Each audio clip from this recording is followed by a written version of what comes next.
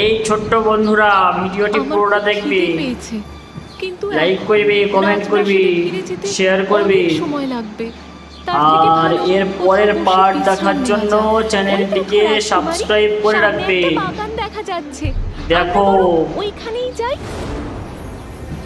সত্যি তো? রাজকুমার রুদ্র ও ও, রাজকুমারীর লাল গল্প। রঙের ফলের বাগান, চলো ওখানেই যাই।